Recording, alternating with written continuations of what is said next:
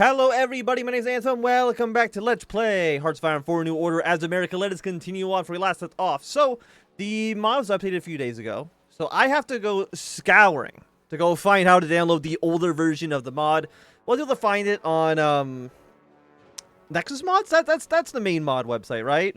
Get in there, have to install it. I'm not a premium member, so it only installs like 1 megabyte per second. So I have to wait an hour for that to get downloaded. And on top of that, the map mods don't work. It's been like 45 minutes since between me being wanting to make videos and right now. Not that it really matters to any of you. Anyways, we'll continue on from where we last left off. There also is the new map mod, so things do look different. That's why, because the old one broke for some reason. So we're gonna try to push the Japanese out of the Philippines. Overall, I think things are looking pretty good for us, because like they basically just have Manila. We need to take Manila from them, but I don't think it'll be as difficult as one might think. Okay, for our foreign policies, anything we want to do with you? Could give Philippines more weapons. We have 65 political power right now. Offer aid. You know what? We can offer aid there. That seems pretty easy. The bliss has taken at least 5 months. It has not done that yet, and we have no points. We're going to get a point now. But again, remember that Germany is able to take a point away from us, which would hit strike 3 out of 3. So we kind of have to wait until we have 2, which is very sad for us. Oversight. It was a warm night in Washington, but Secretary of State William Rogers felt cold. Sitting at his desk, he found himself reading and rereading a notice delivered earlier that day from the Capitol. Pursuant to lawful authority, you are hereby commanded to appear before the Senate Committee of Foreign Relations of the Senate of the United States at their committee room 419 in a new Senate office building to testify in administration activities regarding Madagascar. A groan escaped the secretary's mouth as he scanned it row after row of a neatly typed subpoena endowed with all the mighty United States Congress. In addition to his personal testimony, the committee compelled him to write documents, logs, records, memoranda, correspondence, news summaries. The list went on. And they even want his personal meeting diary. Roger blanched. His eyes fell into a final liness. Hereof fail not as to you will answer your default under the pains and penalties in such cases made and provided. He got up and moved towards the dark window. He had taken weeks. But Congress' patience for the administration has finally run out.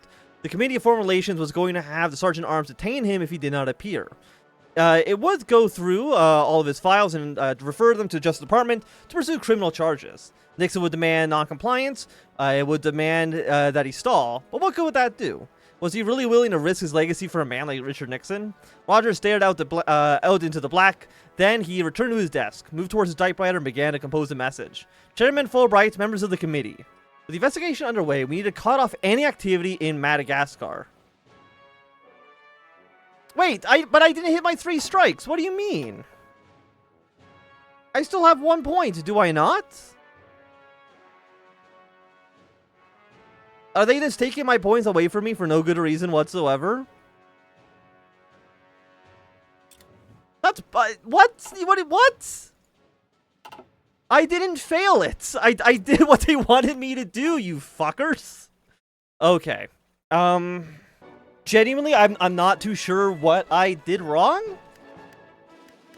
I mean, like, what else could I have done? I saved my points properly. Well, I guess we'll just worry about the Philippines for now. We won't worry about Madagascar. Even though, honestly, I think I didn't do anything wrong. Like, I know we got 2 strikes at some point. Somehow, I'm still not even too sure really how we got the 2 strikes. But I do not know where the 3rd one would have come from. Okay, you are now over here, which means we're not going to be doing a straight crossing, which is nice. We'll get the Japanese off of this little island here. And I don't know how you guys have not taken Manila. It would be super, super easy for you to do. Below the image of Taft. It was a pleasant evening at the Taft household in Cincinnati, and Phyllis Schlafly was very pleased with his company she was keeping there. Senator Robert A. Taft, the Republican candidate in the 1948 election, sabotaged by what the dinner attendees would call the internationalist demagogues, left behind a family that commemorated his death anniversary every year with a memorial dinner. This was the 10th anniversary of his death, and the ceremony was suitably imposing. All with the most important, and even more importantly radical, Midwestern conservatives were in attendance. The time came for Schlafly to give a speech to the assembled guests. Squeezing her husband's hand before she got up, she spoke. Ladies and gentlemen, we all know too well that President Richard Nixon has failed us. His lawlessness, his over-preoccupation with foreign wars, his callous disregard for the lives of American citizens define the entire internationalist establishment. Applause. I cannot emphasize this following enough. We need a true challenge to the corrupt Nixon and Rockefellers that have infected the Republican Party. Therefore, I call upon all of you to support the true conservative visionary Barry Goldwater for the 1964 election. The assembled conservatives made their approval known with eager cheers and standing ovations. A feeling of hope sufficed safely as she sat down. Now, I don't believe we have anything that we can do quite yet regarding the 64 election. Popularities, presidential election. Yeah, this is just for the 1960. So I'm not too sure exactly when the 64 election will begin. It might just start on January 1st, which would make sense. But we will, we'll see. Also, what can we have here? Can I do, more liberal on economic issues for 4 weeks? I still want the Labor Democrats to be upset with the RDC, so we're going to make them more angry, if at all possible. Okay, lost production units, don't care about that too much. For foreign policy decisions, what do we need to do? Because apparently I've lost Madagascar. And I still don't know why. This is for Germany. Stabilize Iberia. Helpful in the event of a rebellion. Sure, let's get that going as well. Okay. So now we spent... How much political power and supplies that I sent to Madagascar? Definitely was not worth it. A conversation with Hoover. J. Edgar Hoover strode into Nixon's private office in room 180 of the State War Navy building, not even stopping to knock. Dick, he said without expiration. The files got out. Nixon's eyes darted up from his paperwork. What? The files got out, Hoover hissed, his tone emphasizing the gravity of what he was talking about. You don't mean... Nixon stood up and walked over to Hoover, silently gesturing to Rosemary to pause the tape recorder. You don't mean the blackmail files, do you? Hoover solemnly nodded. How the hell did that happen? Nixon's temper was rising. I thought you had them locked away. As I did, Dick, but that doesn't change what the front page is on the post.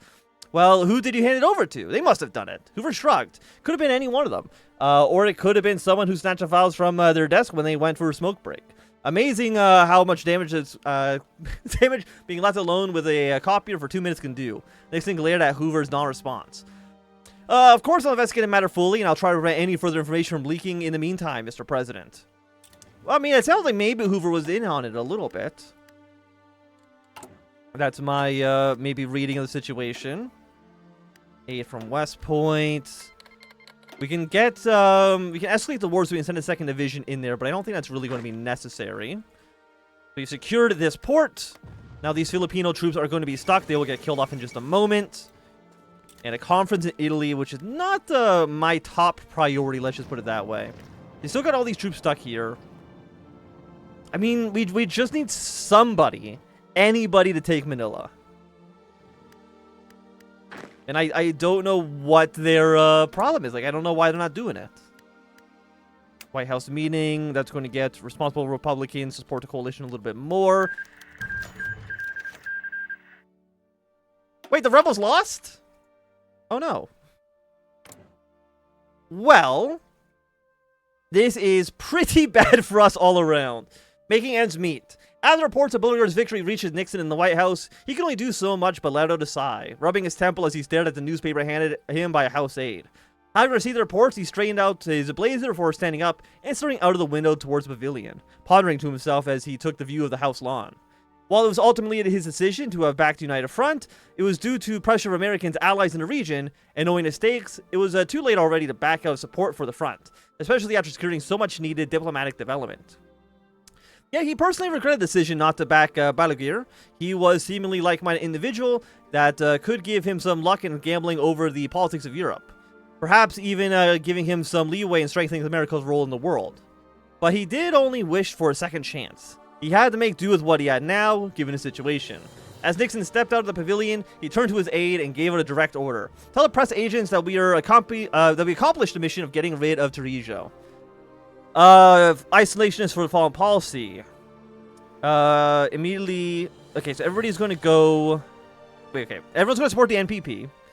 This will be a controversy that'll follow the RDC for 5 weeks, impacting coalition unity by 20%. See, we completed our goal. There's now just a different fascist in charge of the Dominican Republic. Lacking support. Bulgar victorious in the Civil War. What is our standing right now in the Cold War? I'm assuming it's not great. So for America, we've got 75 points for winning in Malaysia. We're at negative 75 for failing in the Dominican Republic. Yeah, 225. Japan's at negative 75. So we need a Filipino win. We cannot allow a second humiliation for our foreign policy, for sure. So let's get our units back to the front lines. There is a new regent in Egypt. That's fine. And I guess we have units we can deploy. Again, I don't really care where they go. Airborne divisions. Can I please scroll down to the mechanized divisions? So what are you going to be deploying for me? Is that the tanks? I believe so. Yeah, my super, super heavy tanks. Excellent, excellent. Who are you, by the way? You're the guy, you're the single dude on the Canadian border. Well, congratulations, you can have some super heavy tanks for now. Why not? I think I don't want to escalate the war in the Philippines. It's not necessary, I think, for us. We have 5 divisions here. I don't believe I'll really be able to push them out, though, either, which is a bit of a shame. Because, I mean, our 1 division is not going to be powerful enough. And if we look at conflicts, Philippines... Yeah, they're at 40%. Like, they need Manila. There's no doubt, because you're worth 3. You're worth 3. So that's 6. And then you're worth 30. Like, it's not even close. Washington, D.C. William D. Rogers resigned as Secretary of State today following testimony before the United States Senate Committee on Foreign Relations, in which he confessed to unintentionally misleading the body about illicit selling of arms to finance Japanese and Malaysian forces. The development, capping weeks of denial by the State Department, represents a stunning downfall for a man once talked about as a potential presidential candidate. The confession shocked his close associates and has precipitated in one of the largest crises in Washington since the end of the war. I have informed the president of my intention to resign my office effective immediately. Mr. Rogers declared in his opening remarks, I wish to comply fully with the Congress in their efforts to investigate allegations of misconduct in Madagascar. Over the next 2 hours, senators from both coalitions pushed the former secretary about his conduct and the extent to which President Nixon was aware of either the arms deals or cover-up. While professing his own innocence in the affair, Rogers alluded to members of the White House staff involved in devising the blueprints and plans concerning the scandal. His remarks are likely to increase pressure on the White House to testify and further embolden the members of the Congress who advocated for the impeachment of the president. While no statement from the White House was available at the time of the publication, a source within the White House indicated that the president had hired New York attorney John N. Mitchell to serve as his personal legal counsel. Everyone is going to become even more isolationist. I can't push you, right? Like, that's just not going to lead anywhere positive. I mean, yeah, we're fighting. It's like 5 divisions. Like, we're not going to get anything done. We're kind of just stuck with where we're at regarding the Philippines. Democratic Representative Mo Udall made a signal to House Judiciary Chairman Chauncey Reed, whereas he did so of his eyes of the entire room upon him. He adjusted his tie to look respectable before he detonated an explosive resolution. The old man signed. The gentleman will state the motion. Mr. Chairman, I move to introduce House Resolution 843. The chair paused, as he could stop the future from simply refusing to speak. Then, reality returned. In a miserable voice, he spoke. The clerk will report the resolution.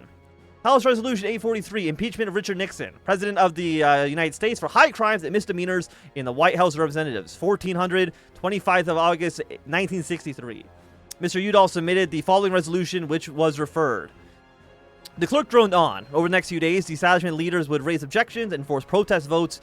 Udall was sure there would be speeches to the later proceedings or to beg members to abandon the course of action. There would be attempts to cajole Representatives Udall's activist cabal with more hearings, with backroom promises for senior appointments in the RDC. There would be fiery threats from the White House, threatened to end his career and even have him blacklisted. But he didn't care. The wheels of history were turning, and Udall had done the math. He knew there was enough members of the Judiciary Committee willing to move the resolution forward. Plus, he had one piece of information that no one else had yet, that would make impeachment seem like an inevitability, a necessity. His brother, Secretary of the Interior Stuart Udall, has resigned in protest 1 hour ago. Okay. What is this? Still for escalating the war. Has been taken for 5 months. Morale will be lowered. I mean, I can't really do anything about this. I mean, maybe we want to send in the Flying Tigers once our aid here is finished. But that's really all I can really think about. We launched Operation Train with the Australian Intelligence Agency to increase their expertise. You know what? Sure, why not? Let's get that going. And for you, sure, let's fund the Korean resistance. Let's get all this stuff underway. It is still 63, so again, you're all 1970 techs. Sure, you know what? We'll get the 1960 nuclear cruiser reactor. That sounds like a great time for us.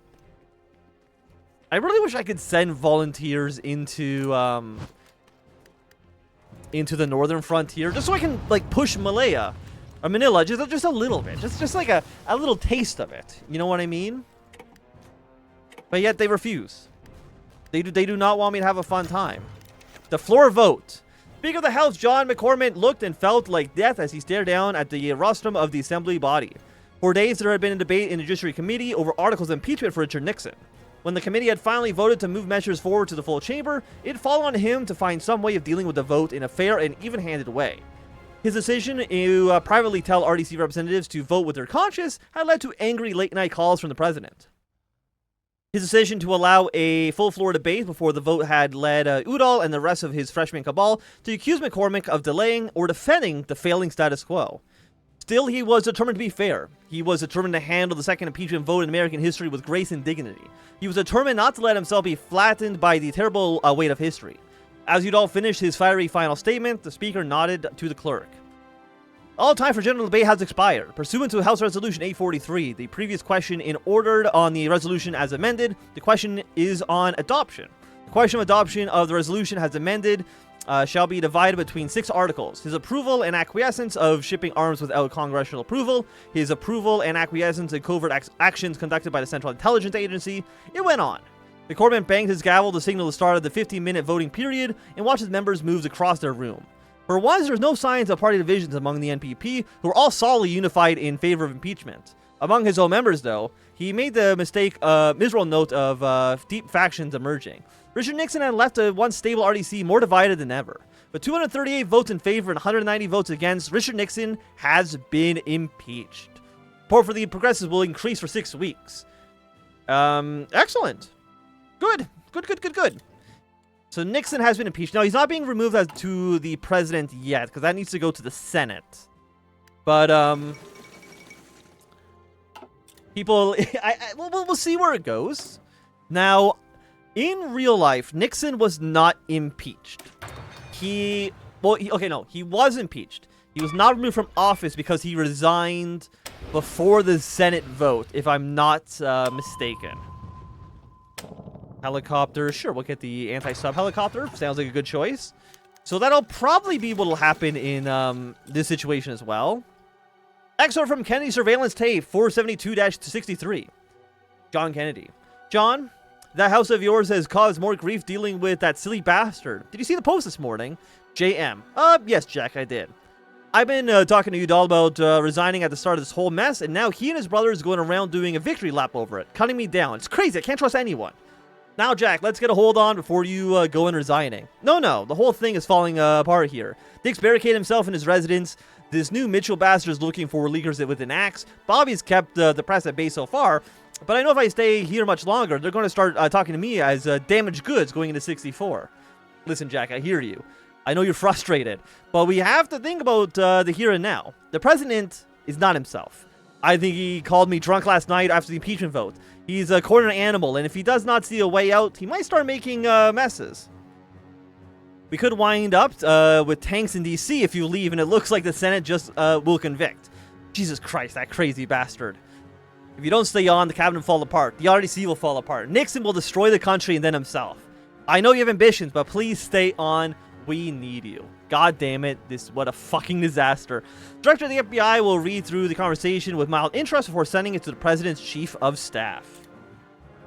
But I mean, with Nixon now impeached, I think this is going to be a great time for us to end this episode. So if you've enjoyed it, thumbs up. Not enjoy, you can always thumb down. Do you want to see more? Subscribe, and goodbye.